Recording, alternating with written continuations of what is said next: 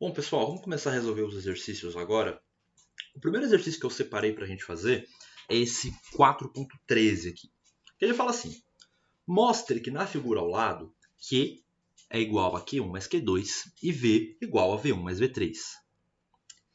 Se C1 igual a 4 picofarad, C2 igual a 6 picofarad e C3 igual a 10 picofarad, qual é a capacitância equivalente do conjunto? Bom, gente, isso aqui é um circuito com 3 capacitores associados, né?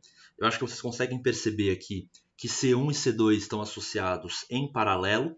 Uma forma da gente ver que dois capacitores, isso também se vale para resistores, estão associados em paralelo é quando eles estão entre os mesmos pontos. Ó, eu vou desenhar o ponto A aqui, e enquanto eu não atravessar outro capacitor, eu vou continuar marcando o ponto A. Então aqui, ó, ponto A.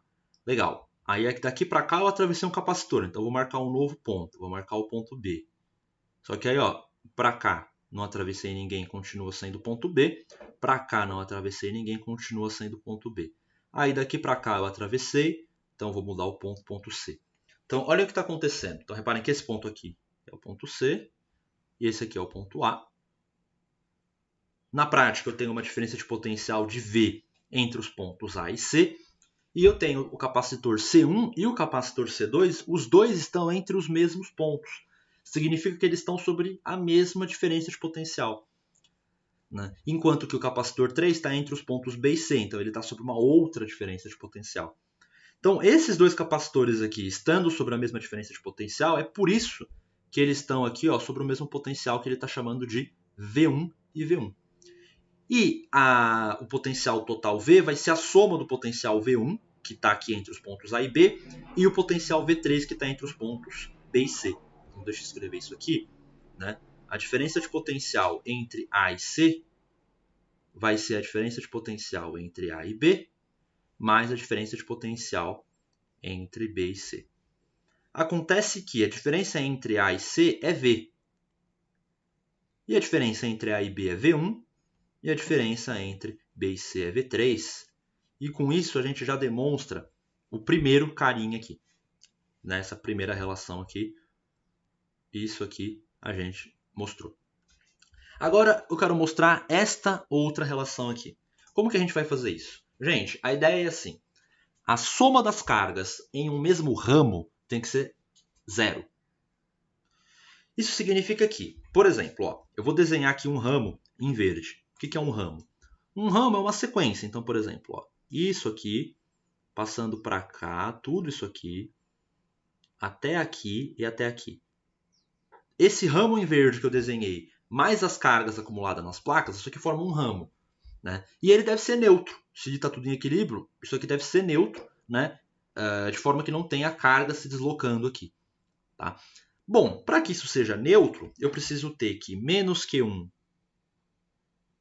menos Q2 mais Q seja igual a zero. Ou Q seja igual a Q1 mais Q2. E aí, com isso, a gente demonstra esta outra relação aqui. Tudo bem? Então, já temos essas duas situações demonstradas. Eu poderia ter escolhido um outro ramo, que seria esse ramo aqui, ó, saindo aqui desse ponto, percorrendo todo o circuito, pegando aqui, pegando aqui. Aí seria menos Q, mais Q1, mais Q2 igual a zero. Ia dar a mesma coisa. Tudo bem? Legal. Depois ele pede para a gente achar a capacitância equivalente. Aí, gente, como que a gente vai fazer isso? Você vai precisar lembrar o seguinte. Quando a gente tiver dois resistores em série, dois capacitores em série, que é isso aqui, ó, basicamente, esse cara é C1 e esse cara é C2, eu posso trocar esse sistema por uma capacitância equivalente, que eu vou chamar de C. Onde esse C se relaciona com C1 e C2 da seguinte forma. Como eles estão em série, fica 1 sobre C1 igual a 1 sobre C2. Aliás, 1 sobre C, né? Que eu escrevi errado. É 1 sobre C igual a 1 sobre C1. 1 sobre C igual a 1 sobre C2 mais 1 sobre C1. Tá? Isso aqui é quando eles estão em série. Quando eles estão em paralelo, que é um negócio aqui assim, olha.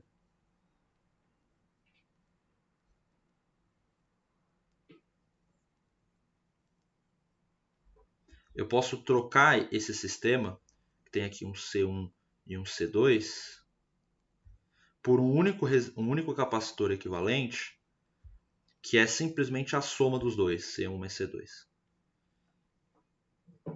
Tudo bem? Bom, você deve ter visto uma coisa parecida com isso no ensino médio, né, quando vocês estudaram resistência elétrica. A diferença é que na resistência elétrica, quando eles estavam em série, eles se somavam, e quando eles estavam em paralelo, acontecia esse negócio de 1 sobre R igual a 1 sobre R1 mais 1 sobre R2. Para os capacitores, é um pouco invertido a situação. Legal? Bom, então como que a gente vai resolver? Os capacitores 1 e 2 estão em série. Tudo bem? Então, eu posso olhar para... Como esses caras... Eles estão em paralelo, desculpa. C1 e C2 estão em paralelo, tá? Porque eles estão aqui sobre os mesmos pontos A e B, né? É a mesma situação que tem aqui. Então, eu posso escrever o seguinte. Eu vou ter aqui o ponto A. Aí eu vou ter uma capacitância equivalente entre o 1 e o 2. O ponto B. E uma capacitância aqui que é o C3. E aí o ponto C. Beleza? Essa capacitância equivalente aqui vai ser a equivalente entre C1 e C2. E eles estão em paralelo. Então vai ser simplesmente C1 mais C2. Beleza? E aí o que eu preciso fazer para achar a capacitância equivalente desse circuito entre os pontos A e C, vai ter uma capacitância C aqui, é achar a capacitância equivalente entre esses dois capacitores que estão em série. Então eu vou usar esta relação aqui. Tá? Então, deixa eu apagar aqui para ganhar espaço e fazer essa continha. Então, vai ficar um negócio assim, eu vou fazer ela de azul. 1 sobre C igual a 1 sobre C1 mais C2 mais 1 sobre C3, que vai ser igual a C1 mais C2 mais C3 dividido por C3, que multiplica C1 mais C2. E aí, invertendo, eu vou achar que essa capacitância equivalente vai ser C3, C1 mais C2 dividido por C1 mais C2 mais C3. E aí é só substituir esses valores e calcular essa capacitância equivalente aqui. Beleza? Então, esse exercício era tranquilinho, era só brincar aí com a associação de capacitores. E aí a gente resolveu ele aqui rapidinho. Beleza?